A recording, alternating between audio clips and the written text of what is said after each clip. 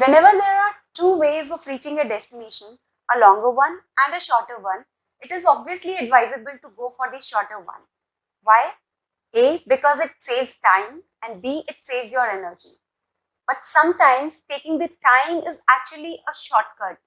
In this chapter, we'll be discussing two ways of solving a problem. Doing it manually, that is longer one, which is good for your knowledge, and B, using technology, which is the shorter one, for your examination purpose. Hi, this is Ritika and we are doing reading 28th of Corporate Finance, now known as Corporate Issuers, that is Uses of Capital. Let's start with LOSB now. It requires us to demonstrate the use of NPV and IRR in allocating capital and describe the advantages and disadvantages of each method. So there are many different techniques that can help us in process of capital budgeting.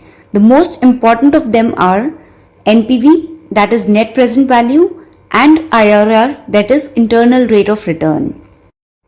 The other techniques are accounting rate of return, payback period, and discounted payback period. But we will be discussing mainly NPV and IRR here. Let's begin with NPV then. This is one of the best techniques that help in deciding the best and the most rewarding alternative. As per this technique, the expected cash flow from entire project, including the outflows, is discounted at the applicable cost of capital to the firm to find out its present value.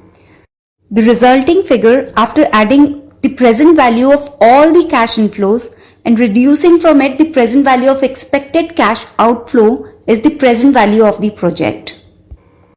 So how do we calculate the NPV, or what is the formula for calculating the NPV? So this is the formula.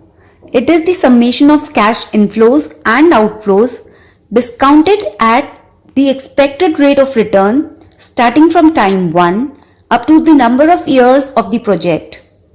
So in this formula, CFT is after-tax cash flow at time t. R is the required rate of return for the investment, and outlay equals investment or cash outflow at time 0, or the amount that we invest at the beginning of the project.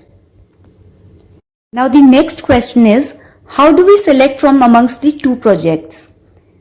And the answer is, the project with the highest positive NPV should be accepted.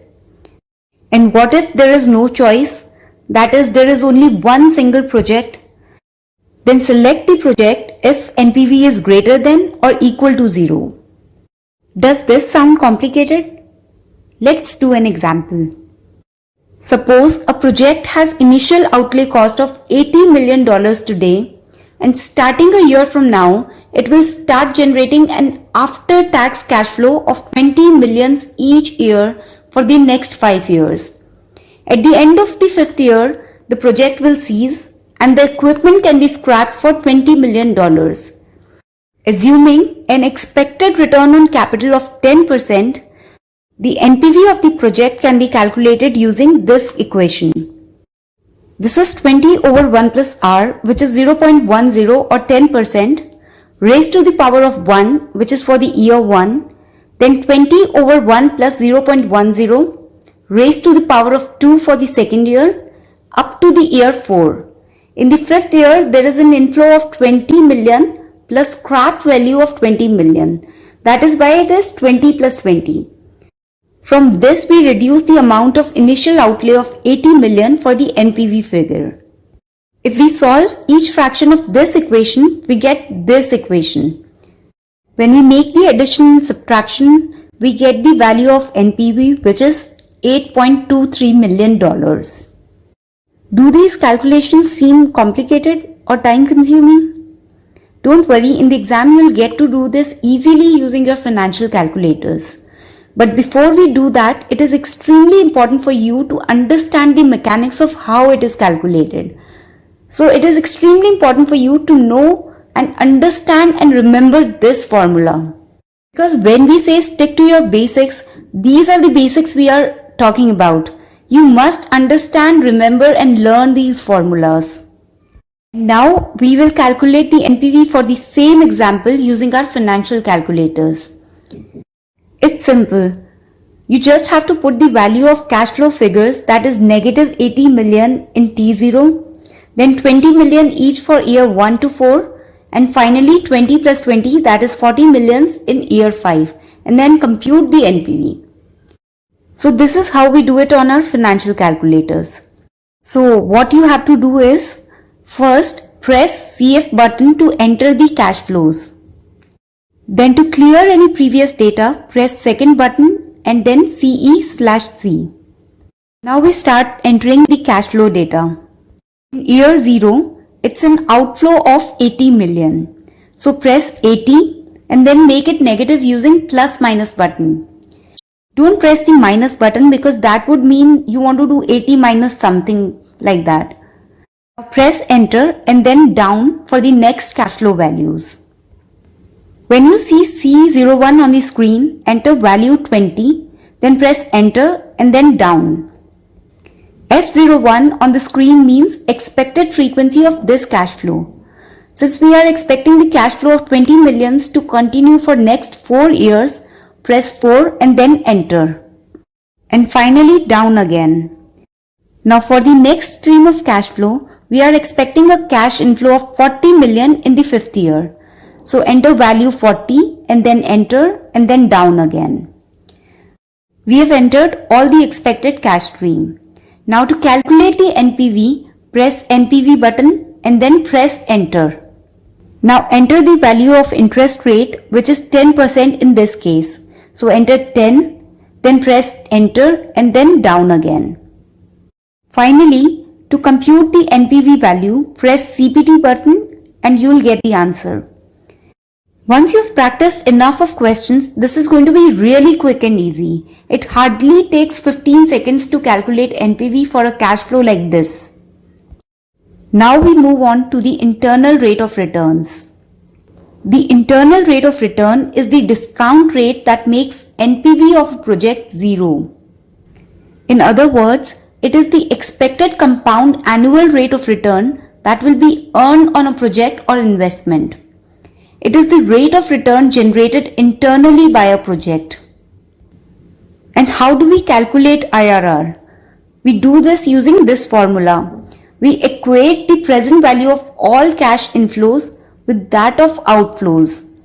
We calculate the value of R in this equation. Here also, CFT is the after-tax cash flow at the time T. R here is the internal rate of return that we are supposed to calculate.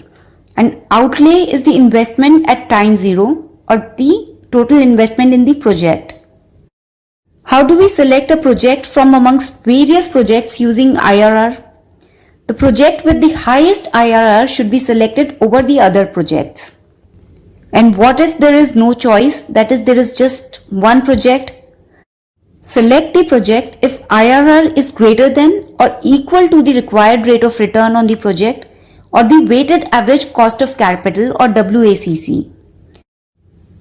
So, if in the previous example with an initial outlay of 80 million and future inflows of 20 millions each year for the next 5 years with a scrap value of 20 million at the end of year 5 and expected rate of interest of 10%, how do we calculate the IRR? Simple. Solve for the value of R in this equation. Well, that doesn't look quite simple. It looks complicated. Trust me, it's not that complicated as it looks. We will use hit and trial methods and extrapolate the results to get the exact IRR figures. And how do we do that? For this stream of cash flow, at the rate of 10%, the NPV was positive at 8.23 million.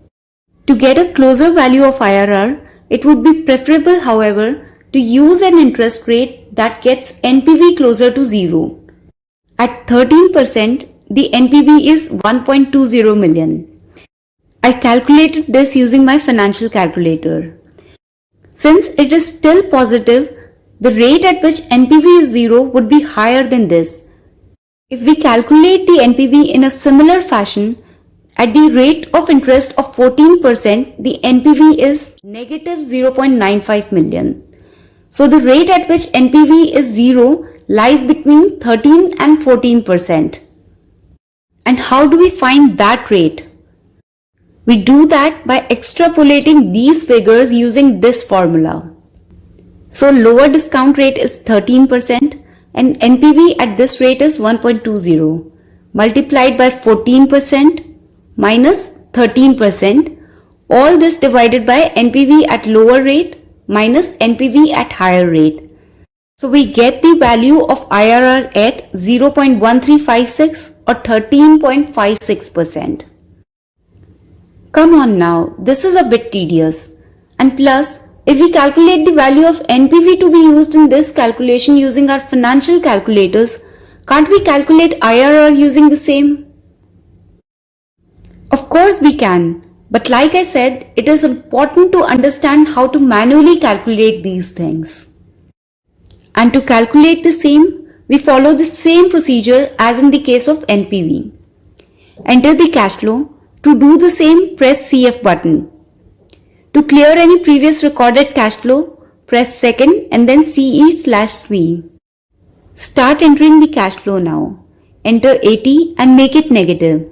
Then press enter and then down button. Next, enter the cash inflows. Enter 20, then press enter and down. Set frequency to 4, then press enter and down.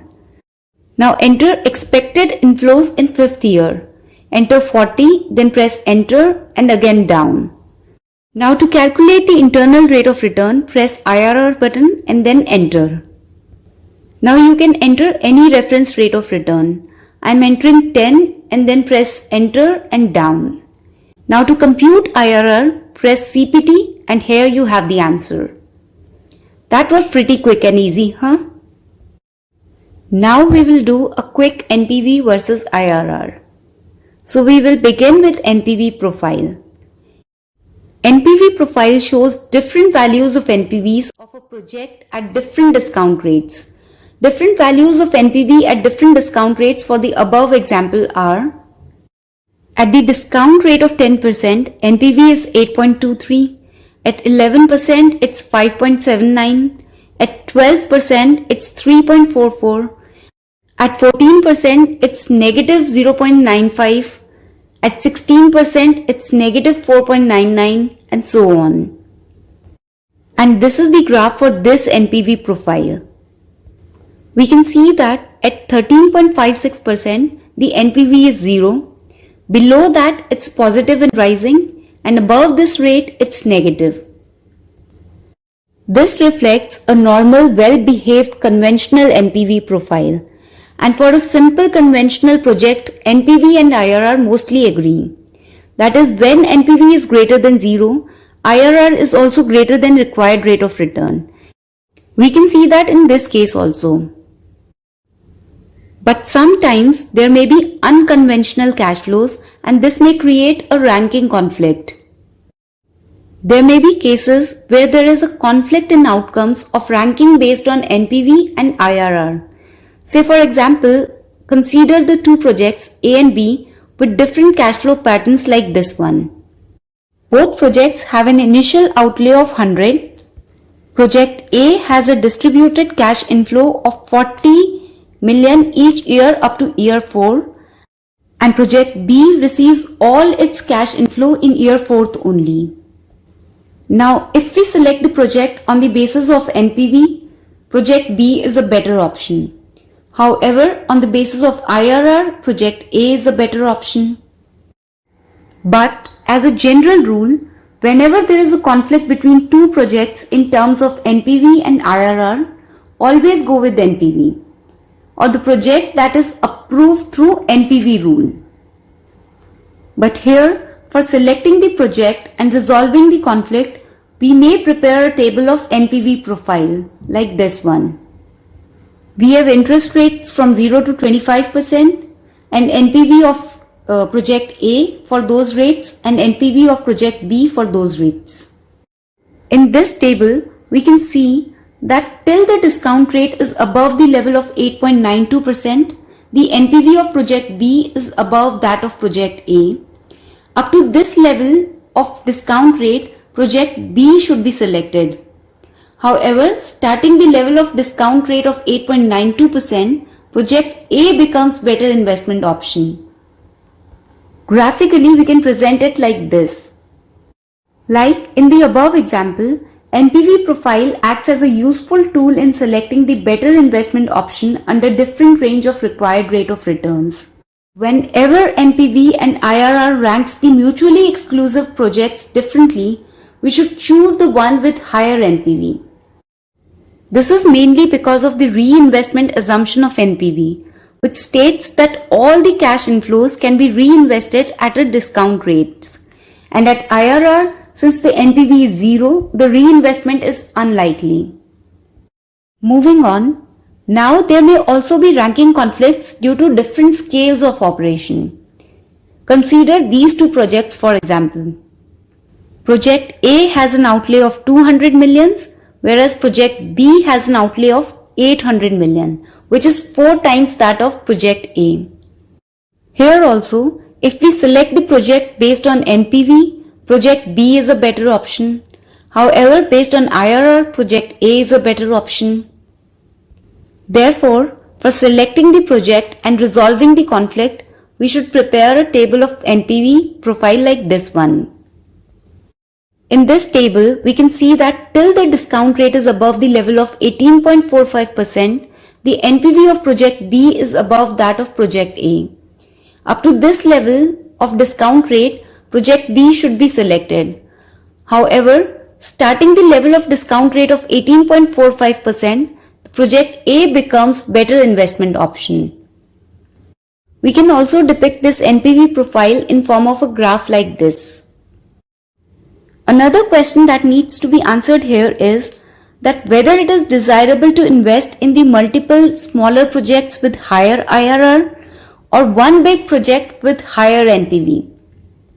To resolve this conflict, we can also consider the cumulative total NPV if multiple investments are made in smaller projects. And in this case, if we invest in 4 smaller projects like that of project A with similar returns, the cumulative returns would be more than a single investment in project B. Moving on, some unconventional cash flows may also provide multiple IRRs instead of single one. What to do then? In the case of multiple sign changes, there can be more than one IRR like this one. Here there are 2 sign changes, that is from positive to negative in year 1 and from positive to negative in year 2. Thus, this cash flow would possibly have 2 IRRs. The NPV stream of this project would be like this. The 2 internal rate of returns of this project are 82.80% and 566.45%. These are the rates at which the NPV of the project is 0. And these high rates obviously seem unrealistic, but this is a hypothetical situation, so please bear with it. Now, we can also represent it in form of a graph like this. Anyways, in any such case, go for NPV. That's the rule of thumb. There may also be cash flow streams like this where there is no IRR. And here also the selection would be made on the basis of NPV. And the NPV stream would be like this. And you can also present it graphically like this. Since the NPV here of this project is always above 0, this project can be selected. But don't forget to remember the rule of thumb. NPV, NPV and NPV in case of any conflict. So that's it with LOSB. We'll be posting all the major videos of corporate issuers here.